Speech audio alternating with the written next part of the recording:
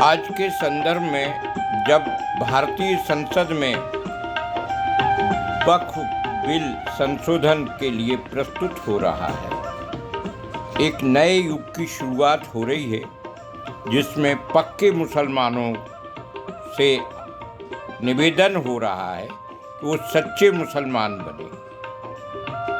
थोड़ा सा अंतर है, पक्का दिखता ज़्यादा है, अंदर से कम होता है। सच्चा अंदर से ज़्यादा होता है, जिसे खुदा देख लेता है, बाकी दुनिया को दिखे ना दिखे। वक्फ बिल में कुछ ऐसी बातें थीं जो एक समानांतर सरकार की भूमिका बनाती है, और ये इस देश के गिर जिम्मेदार राजनीतिक दलों ने उसको स्वीकार कर रखा था, बल्कि उसको इस तरह से कर दिया है कि उसके खिलाफ आप अदालत में नहीं जा सकते थे। जिस तरह मुगल सल्तनत में मुगल सम्राट कहीं की ज़मीन भी अपने लिए ले लेता था, उसी तरह वक्फ के अधिकारी या वक्फ के जिम्मेदार लोग चाहे जहां बोल देते हैं आज़ाद भारत में ये वक्फ की प्रॉपर्टी है। हजूर ने जो फरमाया है वो एक अलग मकसद से बात कही गई थी कि जिन लोगों के पास ज़्यादा संपत्ति है वो उन लोगों को दान दे दें जिनको ज़रूरत है, और वो संपत्ति ईश्वर की मानी जाएगी और उनको उपयोग के लिए होगी।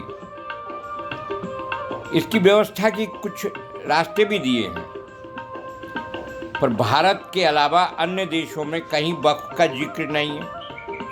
बाकी सरकार पूरी व्यवस्था कर रही है। यहाँ एक लोकतांत्रिक देश में अलग ही समानांतर सरकार चलती आ रही है। कितना बड़ा दुर्भाग्य है। तो जिम्मेदार है कांग्रेस जैसी विरासत वाली राजनीतिक दल, जिसने बात बात पर मुस्लिम वोटों के लिए समझौते की, जो देश के खिलाफ गए, और सबसे बड़ी बात मुसलमानों के खिलाफ गए। मुसलमान को कांग्रेस ने सच्चा मुसलमान नहीं बनने दिया, ये उसने पाप किया है। आगे वक्त बताएगा। जो मेरे सुनने में आ रहा है, ये वक्त की नज़ाकत है कि वक्फ सही वक्त पर आ रहा है। संशोधन कुछ हो रहे हैं। बहुत सारी संपत्ति वक्फ के पास इतनी है कि ऊंट बराबर संपत्ति में तिल बराबर आमदनी हो रही है। और जो बरगला रहे हैं ना, लोगों को गुमराह कर रहे हैं, उन्होंने लगभग 12 ने यानी 75% संपत्ति पर कब्जा कर रखा है। ये कहा जा सकता है मुस्लिमों के माफिया ग्रुप का कब्जा है। सरकार 3 तरह से उसमें काम कर रही है। नंबर 1, उसकी जानकारी सबके लिए हो, उसमें कहीं कुछ ऐसा हो जो अन्याय कर रहा हो तो वो सुप्रीम कोर्ट, सेशन कोर्ट में जा सकता है। और इसके साथ साथ ही जिसके पास सही साक्ष्य हैं और जो बहुत ज़रूरत की प्रॉपर्टी है वक्फ की, उसको सरकार हाथ नहीं लगाई।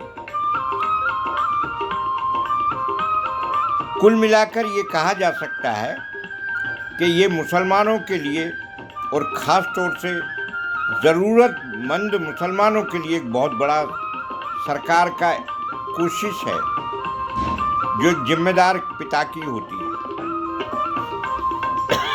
देश के कुछ मुस्लिम नेता और धर्म के ठेकेदार गलत ढंग से बात कर रहे हैं। एक अभी मैंने सुना, हिमाचल के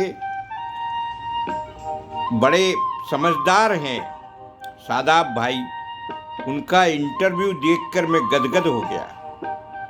क्या भारत में कोई इतना समझदार मुसलमान हो सकता है? डॉक्टर रिजवान हैं, और भी एक महिला एडवोकेट हैं, और बहुत सारे लोग मेरे संपर्क में आ रहे हैं। बहुत पहले मैं मुजफ्फर हुसैन जो मुंबई वाले थे उनसे परिचित था, संपर्क में थे। अभी भी बहुत से लोग आ रहे हैं, पर इतना खुलकर बात रख कर के कानून सम्मत धर्म संभाव का सही रूप प्रस्तुत करने वाला ये शादाब भाई गजब कर गया। मैं सबको बधाई देता हूँ पहले से। ये बिल पास होगा, और नहीं होगा तो तो इसमें मुसलमानों की बहुत बड़ी भूल तो होगी, उनके नेताओं की। उनका अहित हो रहा है, वो होता रहेगा। और आगे मैं तो ये चाहता था कि इसमें मुसलमान लोग, भारतीय सारे जिम्मेदार अच्छे हिंदुओं के साथ मिलकर एक आयोग बनाकर निष्कर्ष निकालें और ये चाहें कि आज के संदर्भ में वक्फ की संपत्ति हिंदुस्तान के मजलूमों के लिए, मुसलमान नहीं मजलूमों के लिए भी कैसे काम आ सकती, इतनी संपत्ति है। जब आप भारतीय संपत्ति का इस्तेमाल मुसलमानों के लिए हो सकता है तो मुसलमान संपत्ति का इस्तेमाल गरीबों के लिए नहीं हो सकता। यही तो विचारणी है, यही तो इंसानियत है, यही इस्लाम है और यही हुजूर का पैगाम है। मुबारकबाद देता हूँ, ये बिल पास होगा 100%।